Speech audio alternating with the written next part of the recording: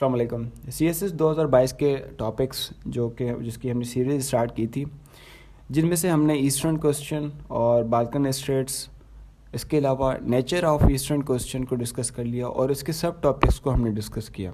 پھر اس کے بعد ہم نے rise of Otto von Bismarck, unification of Germany اور اس کے جتنے بھی سب ٹاپکس تھے ہم نے اس پہ بات کی.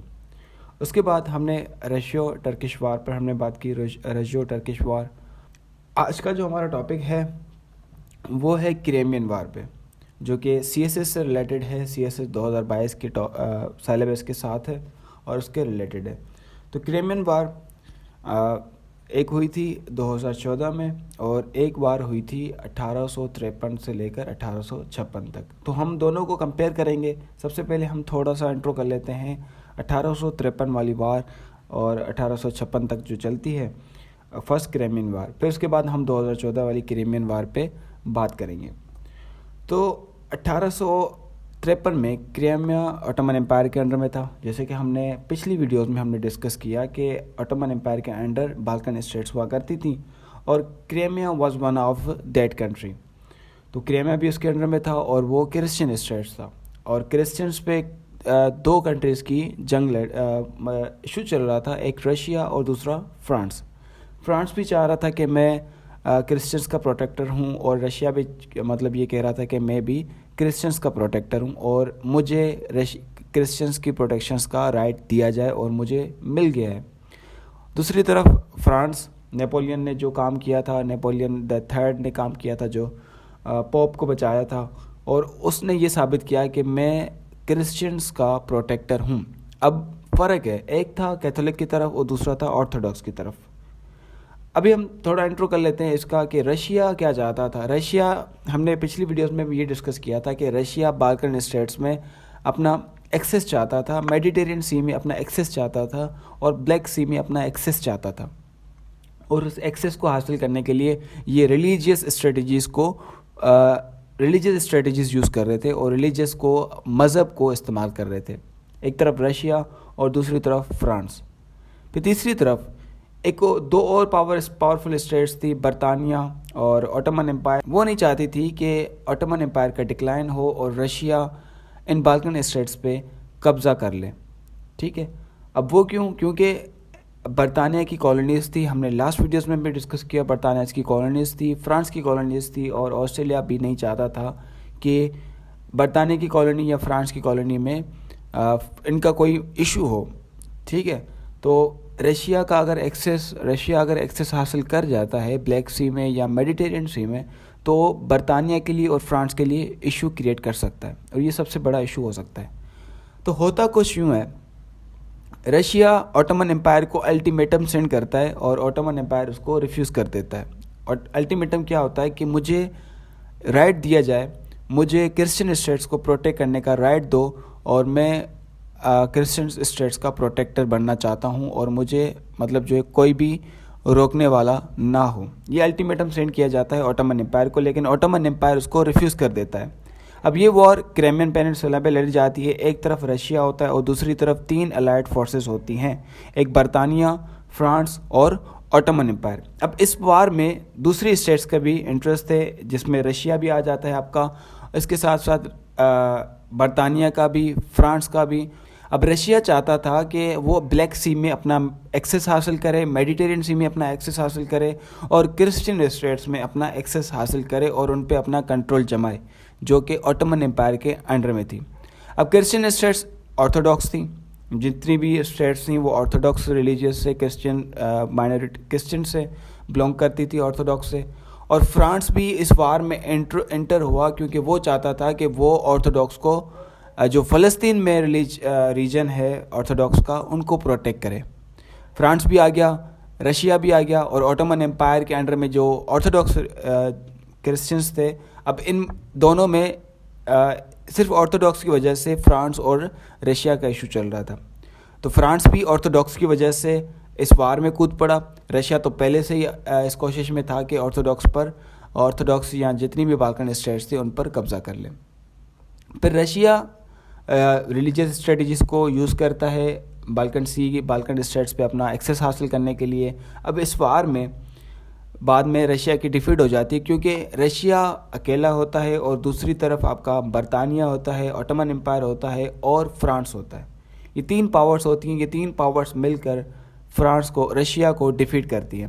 رشیا کو ڈیفیٹ کرنے کے بعد رشیا سے فورسفلی ایک ٹریٹی سائن کروائی جاتی ہے، جس کو نام دیا گیا ٹریٹی آف پیرس 1856 میں.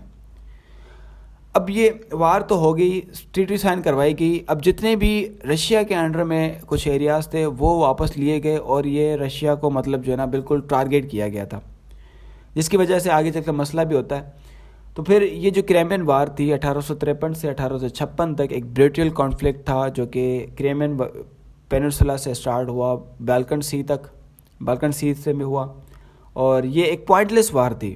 رشیا ایسٹرن آرتھوڈاکس چرچ کو پروموٹ کرنا چاہ رہا تھا، اور دوسری طرف France rights of Roman Catholics کے جو رائٹس تھے رومن کیتھولکس کے، ان کو پروموٹ کرنا چاہ رہا تھا.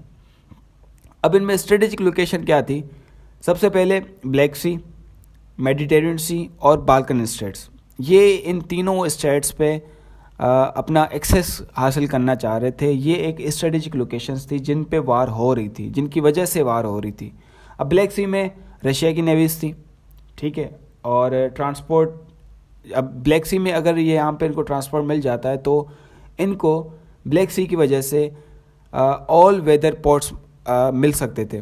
مطلب بلیک سی اتنا بڑا ہے اور میڈیٹرینین سی اتنا بڑا ہے کہ وہ ڈفرینٹ ریجن سے کنیکٹ ہوتا ہے، اور ڈفرینٹ ریجن سے کنیکٹ ہونے کی وجہ سے وہ ڈفرینٹ پورٹس میں جو ویدرس ہوتے ہیں، جیسے کہ ایشیا ہے، ایشیا میں 4 ویدرس ہوتی ہیں، یورپ ہے، اور اس کے علاوہ آپ کا ٹرکش اور یورپ، جو مطلب ٹرکی جو ہے آپ کا وہ ایشیا میں بھی آتا ہے اور یورپ میں بھی آتا ہے، ٹھیک ہے.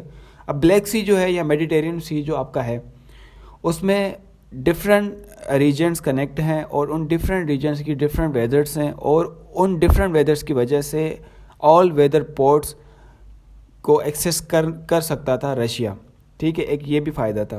اور دوسرا یہ کہ یہ نیٹو سے بالکل الگ تھا، یورپین یونین سے بالکل دور تھا.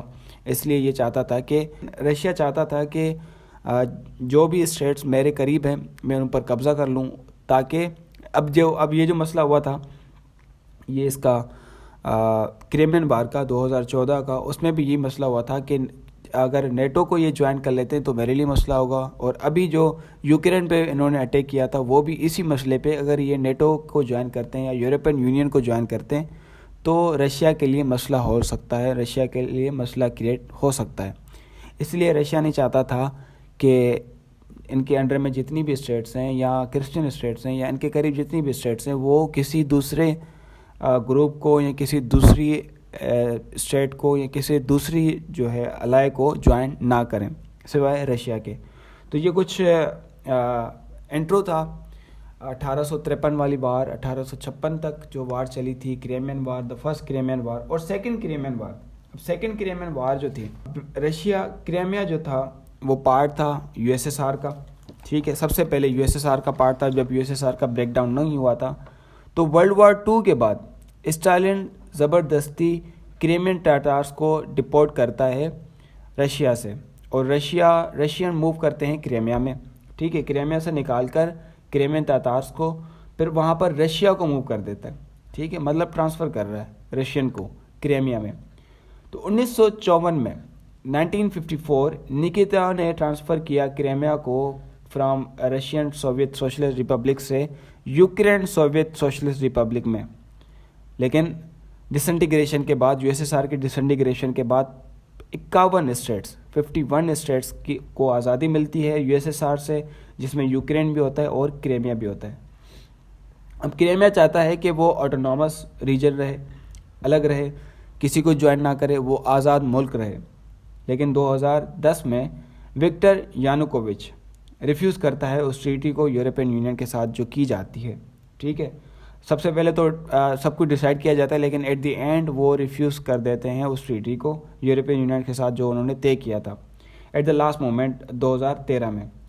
ہی sign an agreement with Russia. پھر انہوں نے رشیا کے ساتھ ایک ایگریمنٹ کیا، اور رشیا بیک جو پروٹیسٹ تھے، جو کہ رشیا کو پروٹیسٹ جو سپورٹ کرتے تھے یا جو رشیا کو سپورٹ کرتے تھے، انہوں نے ایک پارلیمنٹ ایکوپائر پارلیمنٹ کرائمیا میں پروٹیسٹ کیا, ٹھیک ہے, اور انہوں نے ایک نیو پی ایم کو اپوائنٹ کیا, ٹھیک ہے, جس کا ایک ماسک سولجرس تھے وداؤٹ اینی انسینجنیا, ایک ٹیک اوور, مطلب کوئی مسئلہ نہیں ہوا تھا, انہوں نے ایک نیا پرائم منسٹر کھڑا کر دیا اپنا, اور جو ہے نا انہوں نے ٹیک اوور کر دیا ایئرپورٹس کو, ملٹری بیسز کو, ایڈمنسٹریٹوس کو, ایڈمنسٹریٹو بلڈنگس کو, اور دوسرے اسٹریٹجک لوکیشن جتنی بھی تھیں ان پر انہوں نے قبضہ کر لیا, مطلب پورے کرائمیا پہ انہوں نے قبضہ کر دیا. New P M called referendum, ایک ریفرینڈم انہوں نے بلایا فار جوائننگ رشیا کو جوائن کرنے کے لیے.